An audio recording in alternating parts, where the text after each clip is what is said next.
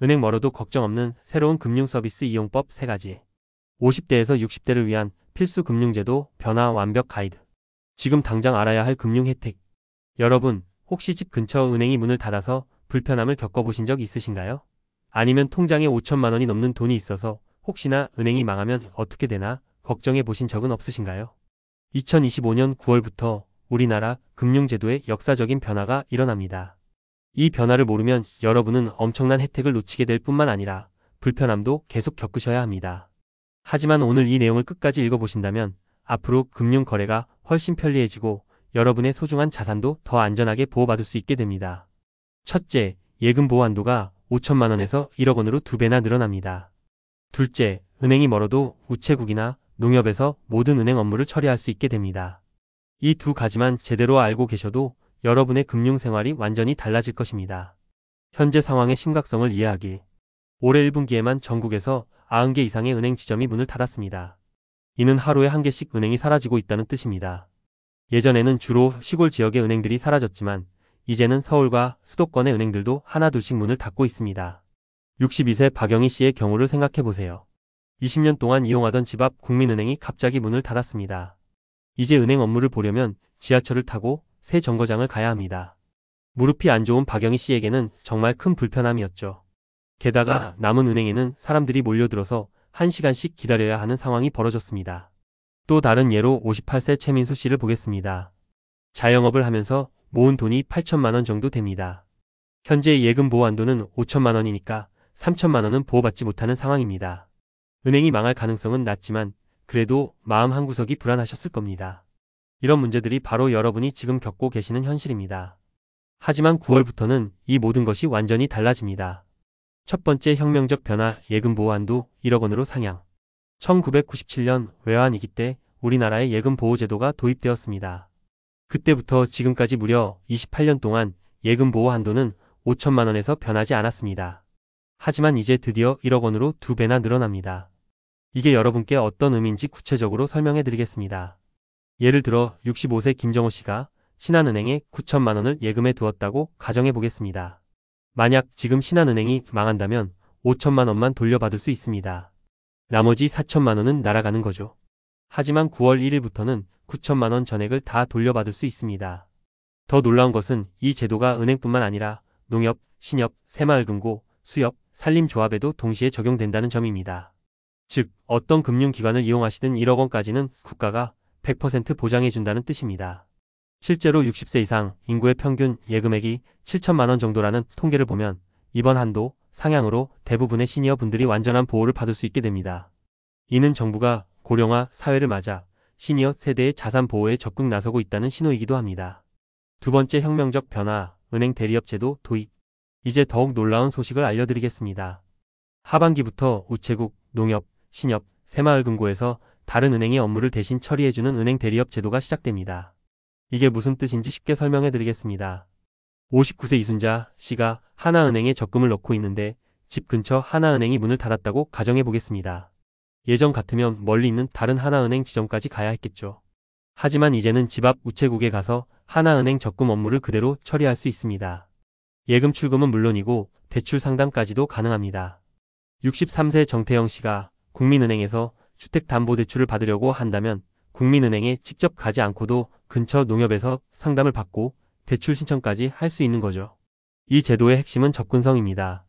전국의 우체국만 3,000개가 넘고 농협 지점까지 합치면 거의 모든 동네에 하나씩은 있습니다. 반면 시중은행 지점은 계속 줄어들고 있어서 현재 5,000개 정도밖에 남지 않았습니다. 특히 시니어 분들께는 이 제도가 정말 큰 도움이 될 것입니다. 스마트폰 앱이나 인터넷 뱅킹보다는 직접 가서 업무를 처리하는 것을 선호하시는 분들이 많으시잖아요. 이제는 훨씬 가까운 곳에서 원하는 은행 업무를 다 처리하실 수 있습니다. 왜 지금 이런 변화가 일어나는가? 이런 변화들이 갑자기 생긴 것은 아닙니다. 정부와 금융 당국이 몇 년 동안 고민하고 준비한 결과입니다. 첫째, 디지털화 가속화로 인한 세대 간 격차 문제입니다. 젊은 세대는 모바일 뱅킹으로 모든 것을 해결하지만 시니어 세대는 여전히 대면 서비스를 필요로 합니다. 하지만 은행들은 수익성 때문에 지점을 계속 줄이고 있었죠. 이 문제를 해결하기 위해 은행 대리업 제도가 도입된 것입니다. 둘째, 경제 규모 성장에 따른 예금 보호 한도 조정 필요성입니다. 1997년 당시와 비교하면 우리나라 경제 규모는 4배 이상 커졌고 개인 소득과 자산 규모도 크게 증가했습니다. 5천만 원이라는 한도가 현실에 맞지 않게 된 거죠. 실제로 주요국의 예금 보호 한도를 보면 미국이 약 3억 5천만 원, 독일이 약 1억 4천만 원 수준입니다. 우리나라도 이제 국제 기준에 맞는 수준으로 올라가게 된 것입니다. 구체적인 활용 방법과 주의사항. 이제 이런 변화들을 실제로 어떻게 활용하면 좋을지 구체적으로 알려드리겠습니다. 예금 보호 한도 상향과 관련해서는 다음과 같이 준비하시면 됩니다. 현재 여러 은행에 나누어 예금하고 계신 분들은 9월부터 하나의 은행에 최대 1억 원까지 맡길 수 있습니다. 61세 박민호 씨의 경우를 예로 들어보겠습니다. 지금까지 안전을 위해 국민은행에 4천만 원, 신한은행에 3천만 원, 우리은행에 2천만 원씩 나누어 예금에 두었다면 9월부터는 한 은행에 9천만 원을 모두 예금해도 안전합니다. 하지만 여기서 주의할 점이 있습니다. 예금 보호는 같은 금융기관 내에서 계산됩니다. 예를 들어 국민은행 본점 계좌와 국민은행 강남점 계좌는 합쳐서 1억 원까지만 보호받습니다. 또한 본인 명의 계좌만 해당되므로 가족 명의로 분산해서 예금하는 것과는 다른 개념입니다. 은행 대리업 활용법도 알려드리겠습니다. 64세 홍순례 씨가 부산에 살면서 서울 소재 기업은행에서 대출을 받고 있다고 가정해 보겠습니다. 기존에는 서울까지 올라가거나 부산의 기업은행 지점을 찾아가야 했겠지만 이제는 집 근처 우체국에서 기업은행 대출 관련 업무를 처리할 수 있습니다. 다만 모든 업무가 가능한 것은 아닙니다. 복잡한 투자 상품 가입이나 고액 대출의 경우에는 여전히 해당 은행을 직접 방문해야 할 수 있습니다. 하지만 일반적인 예금, 출금, 이체, 소액 대출 등은 대부분 처리 가능합니다. 이 변화가 여러분 생활에 미치는 실질적 영향. 이런 제도 변화가 실제로 여러분의 일상생활에 어떤 변화를 가져올지 구체적으로 살펴보겠습니다. 먼저 시간 절약 효과입니다. 57세 김영수 씨가 월요일 오전에 은행 업무를 보러 간다고 생각해 보세요. 기존에는 은행까지 가는데 30분, 대기시간 1시간, 업무 처리 10분, 돌아오는 시간 30분에서 총 2시간 10분이 걸렸습니다. 하지만 이제는 집 앞 우체국에서 대기시간 10분, 업무 처리 10분으로 20분 만에 끝낼 수 있습니다. 경제적 이점도 상당합니다. 멀리 있는 은행까지 가려면 교통비가 들고 시간도 많이 걸려서 하루 일정이 망가지곤 했는데 이제는 그런 부담이 없어집니다. 심리적 안정감도 크게 향상됩니다. 60세 이상 분들의 평균 금융 자산이 7천만 원 정도인데 이제 1억 원까지 완전히 보호받을 수 있어서 마음 놓고 예금할 수 있게 됩니다. 다른 나라와 비교해서 본 우리나라의 위치. 우리나라가 이번에 도입하는 제도들이 얼마나 선진적인지 다른 나라와 비교해 보겠습니다. 예금 보호 한도의 경우 미국은 25만 달러 약 3억 5천만 원, 유럽연합은 10만 유로 약 1억 4천만 원, 일본은 1천만 엔 약 9천만 원 수준입니다. 우리나라가 1억 원으로 올리면 주요 선진국 중간 수준에 해당합니다. 은행 대리업 제도는 더욱 혁신적입니다. 유럽의 일부 국가에서 비슷한 제도가 있지만 우리나라처럼 전국적으로 체계적으로 도입하는 경우는 드뭅니다. 특히 우체국을 활용하는 것은 우리나라의 독창적인 아이디어입니다.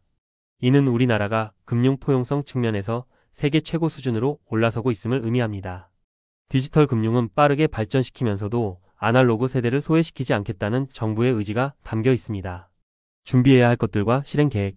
9월 1일 시행을 앞두고 여러분이 미리 준비하셔야 할 것들을 알려드리겠습니다. 첫째, 현재 보유하고 계신 예금 현황을 정리해보세요.